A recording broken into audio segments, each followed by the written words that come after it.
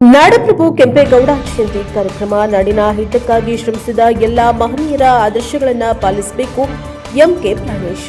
ಸಮಾಜದ ಒಳಿತಿಗಾಗಿ ದೂರದೃಷ್ಟಿಯುಳ್ಳ ಆಡಳಿತಗಾರ, ಸಮಾಜಮುಖಿ ನಾಯಕ ಹಾಗೂ ಕನ್ನಡ ನಾಡಿನ ಹೆಮ್ಮೆಯ ಪುತ್ರ ಕೆಂಪೇಗೌಡರ ಜೀವನ ಚರಿತ್ರೆಯನ್ನ ಯುವ ಜನತೆ ತಿಳಿದುಕೊಳ್ಳಬೇಕು. ವಿಧಾನ ಪರಿಷತ್ ಉಪ ಸಭಾಪತಿ ಎಂಕೆ ಪ್ರಾಣೇಶ್ ಹೇಳಿದರು. ಅವರು ಶನಿವಾರ ಪಟ್ಟಣದ ಬಿಜಿಎಸ್ ಒಕ್ಕಲಿಗರ ಸಂಘದ ಪಿಯು ಕಾಲೇಜ್ ಆವರಣದಲ್ಲಿ ರಾಷ್ಟ್ರೀಯ ಹಬ್ಬಗಳ ಆಚರಣಾ ಸಮಿತಿಯಿಂದ ಏರ್ಪಡಿಸಿದ 517ನೇ ನಾಡಪ್ರಭು ಕೆಂಪೇಗೌಡ ಜಯಂತಿ ಕಾರ್ಯಕ್ರಮ ಉದ್ಘಾಟಿಸಿ ಮಾತನಾಡಿದರು.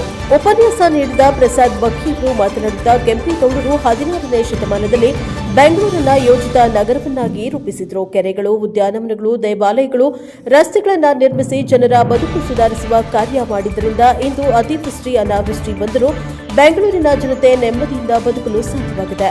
ಕೆಂಪೇಗೌಡರ ಸೇರಿದಂತೆ ಈ ನಾಡಿನ ಹಿತಕ್ಕಾಗಿ ತ್ಯಾಗ ಬಲಿದಾನ ಮಾಡಿದ ಮಹನೀಯರ ಆದರ್ಶವನ್ನ ಎಲ್ಲರೂ ಜೀವನದಲ್ಲಿ ಅಳವಡಿಸಿಕೊಳ್ಳಬೇಕು ಎಂದು ಸಲಹೆಯನ್ನ ನೀಡಿದರು.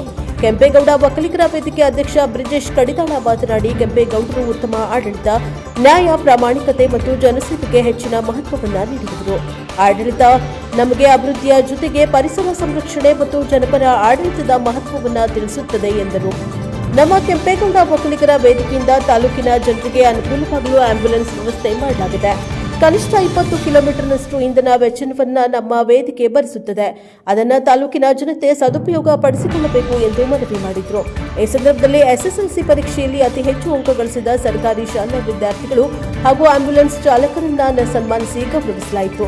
ಇದಕ್ಕೂ ಮುನ್ನ ಕೆಂಪೇಗೌಡ ಒಕ್ಕಲಿಗರ ವೇದಿಕೆಯ ಆಂಬ್ಯುಲೆನ್ಸ್ ಸಂಚಾರಕ್ಕೆ ವಿಧಾನ ಪರಿಷತ್ ಉಪ ಸಭಾಪತಿ ಎಂಕೆ ಪ್ರಾಣೇಶ್ ಚಾಲನೆಯನ್ನ ನೀಡಿದರು. ಗ್ಯಾರಂಟಿ ಅನುಷ್ಠಾನ ಸಮಿತಿ ಅಧ್ಯಕ್ಷ ಬಿಎಸ್ ಜಯರಾಮ್, ಕೆಂಪೇಗೌಡ ಒಕ್ಕಲಿಗರ ವೇದಿಕೆ ಸ್ಥಾಪಕ ಅಧ್ಯಕ್ಷ ಪ್ರಸಾದ್ ಬಕ್ಕಿ, ಕಸಾಪ ಅಧ್ಯಕ್ಷ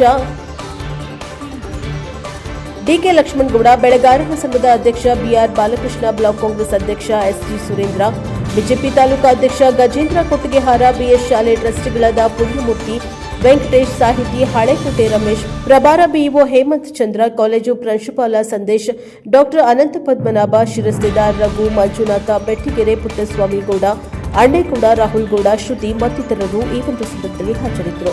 ಬ್ಯೂರೋ ರಿಪೋರ್ಟ್ ಪ್ರಕಾಶ್ ಬಕ್ಕಿ, ಎನ್ಕೆ ಸಿಟಿ 4 ಮೂಡಿಗೆರೆ. ಈಗಾಗಲೇ ಕೆಂಪೇಗೌಡನ ಜಯಂತಿಯನ್ನು ನಾವು ಮಾಡ್ತಾ ಇದ್ದೇವೆ. ಕೆಂಪೇಗೌಡರ ಜಯಂತಿ ಒಳಗಡೆ ಅವರನ್ನು ಕೂಡ ಇಲ್ಲಿ ಮೂಡಿಗೆರೆ ಭಾಗದಲ್ಲಿ ಯಾವಾಗಲೂ ಶಾಶ್ವತವಾಗಿ ನೆನಪಿಸಿಕೊಳ್ಳುವಂತ ಏನಾದರೂ ಒಂದು ವಿಚಾರಗಳನ್ನ ಮಾಡಬೇಕು. ಅದಕ್ಕೆ ಎಲ್ಲರೂ ಕೂಡ ಅದರ ಬಗ್ಗೆ ಒಂದು ದಿವಸ ಸೇರಿಕೊಂಡು ಆ ಬಗ್ಗೆ ಚರ್ಚೆಯನ್ನ ಮಾಡೋಣ. ಇದು ಆ ವೇದಿಕೆ ಅಂತ ನನಗೆ ಅನ್ಸೋದಿಲ್ಲ. ಅದಕ್ಕೆ ಸರ್ಕಾರದ ಆಡಳಿತವನ್ನು ಜೊತೆ ಜೋಡಿಸ್ಕೊಳ್ಳೋಣ. ಇವತ್ತು ಸಿಡದ ತಹಶೀಲ್ದಾರ್ ಬಂದಿದ್ರೆ ಒಂದು ವಿಚಾರವನ್ನು ಮಾತಾಡಬೇಕು ಅಂತಿತ್ತು, ಜಾಗವನ್ನು ಗುರುತಿಸೋದು ಎಲ್ಲಿ ನಾವೊಂದು ಒಂದು ವಿಚಾರವನ್ನು ಯೋಚನೆಯನ್ನ ಮಾಡ್ತಾ ಇದ್ವಿ. ಹಾಗಾಗಿ ನಾವೆಲ್ಲರೂ ಕೂಡ ನಾವು ಪ್ರತಿ ವರ್ಷದಲ್ಲಿ ಅಂಬೇಡ್ಕರ್ ಜಯಂತಿಯನ್ನ ಮಾಡ್ತೇವೆ, ಪ್ರತಿ ಬಸವ ವಿಚಾರಗಳನ್ನ ಚರ್ಚೆ ಮಾಡ್ತೇವೆ, ಎಲ್ಲವನ್ನೂ ಚರ್ಚೆ ಮಾಡ್ತೇವೆ. ಅದರೊಳಗಡೆ ಇರುವಂತಹ ವಿಚಾರಗಳನ್ನ ಜೀವನದಲ್ಲಿ ಅಳವಡಿಸಿಕೊಳ್ಳುವಂತ ಕೆಲಸಗಳನ್ನ ನಾವು ಮಾಡೋಣ ಅಂತ ಈ ಸಂದರ್ಭದಲ್ಲಿ ಹೇಳ್ತಾ ತಮ್ಮೆಲ್ಲರಿಗೂ ಒಳ್ಳೆಯದಾಗಿ. ಈ 517ನೇ ಜಯಂತಿ ಕೆಂಪೇಗೌಡರು ನಡೆದಿರುವಂತಹ ಸಂದರ್ಭದಲ್ಲಿ ಇವತ್ತಿನ ದಿನದಿಂದ ಉಪನ್ಯಾಸವನ್ನ ಕೇಳಿದಂತ ದಿನದಿಂದ ನಮ್ಮ ಬದುಕಿನಲ್ಲಿ ಒಂದು ಬದಲಾವಣೆಯನ್ನು ತರುವಂತಹ ಒಂದು ಪ್ರಾಮಾಣಿಕ ಪ್ರಯತ್ನವನ್ನ ನಾವು ನೀವೆಲ್ಲರೂ ಮಾಡೋಣ ಅಂತ ಶುಭವನ್ನ ಹಾರೈಸ್ತಾ ತಮ್ಮೆಲ್ಲರಿಗೂ ಒಳ್ಳೆಯದಾಗಿ. ಒಬ್ಬ ಸಾಮಾನ್ಯ ಒಬ್ಬ ವ್ಯಕ್ತಿಯನ್ನ 517ನೇ ಜಯಂತಿಯನ್ನ ಆಚರಣೆ ಮಾಡ್ತೀವಿ ಅಂತಂದ್ರೆ ಹೇಗೆ ಅಂತಕ್ಕಂಥ ನೋಡಿ, ಅದಕ್ಕೆ ಅಂಬೇಡ್ಕರ್ ಹೇಳಿದ್ದು, ಯಾವ ಒಬ್ಬ ವ್ಯಕ್ತಿ ಇತಿಹಾಸವನ್ನ ತಿಳಿಯಲಿಲ್ವೋ ಅವ ಹೊಸ ಇತಿಹಾಸವನ್ನ ಸೃಷ್ಟಿಸಲಾರ ಅಂತ.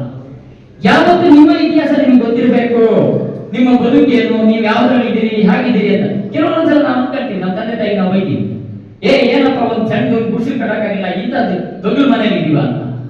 ಅದಕ್ಕೆ ಹಿರಿಯರು ಹೇಳ್ತಾರೆ, ಗುಡಿಸಲಲ್ಲಿ ಹುಟ್ಟಿದ್ದು ನಿನ್ನ ತಪ್ಪಲ್ಲ. ನೋಡಿ, ಗುಡಿಸಲಲ್ಲಿ ಹುಟ್ಟಿದ್ದು ನಿನ್ನ ತಪ್ಪಲ್ಲ, ಅದೇ ಗುಡಿಸಲಲ್ಲಿ ಸತ್ತಿದ್ದು ನಿನ್ನ ತಪ್ಪು. ಯಾರು ಹೇಳಿದ್ರು ನಿಮ್ಮ ಸಾಯಕ್ಕೆ?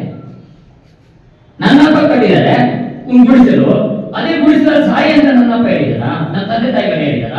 ಇಲ್ಲ, ನಿಮ್ಮ ಸಾಧನೆ ಮೂಲಕ ನೀವು ತೋರಿಸ್ಬೇಕಲ್ವಾ. ಹಾಗಾದ್ರೆ ನಿಮ್ಮ ಸಾಧನೆ ಏನು? ಫ್ಯಾಷನ್ ತಿರುಗಾಡೋದು ಒಂದೇನಾ? ಕಾಲೇಜಿಗೆ ಬರ್ತಕ್ಕಂಥ ಯೂನಿಫಾರ್ಮ್ ಇದೆ, ಯಾತಕ್ಕೆ? ನಾವೆಲ್ಲ ಒಂದೇ.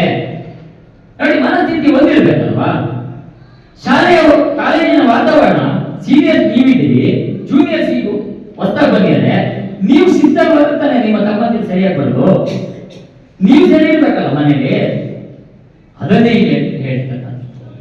ಇವತ್ತು ಯಾವುದೇ ಒಂದು ಭದ್ರ ಬುನಾದಿಯನ್ನ ನಾವು ಹಾಕ್ಬೇಕಾದ್ರೆ, ಯಾವುದೇ ಒಂದು ವಿಚಾರಧಾರೆಗಳನ್ನು ನಾವು ತಿಳ್ಕೊಳ್ಬೇಕಾದ್ರೆ ನಮ್ಮಲ್ಲಿ ಸಂಯಮ ಇರಬೇಕು, ಆಲೋಚನೆ ಇರಬೇಕು.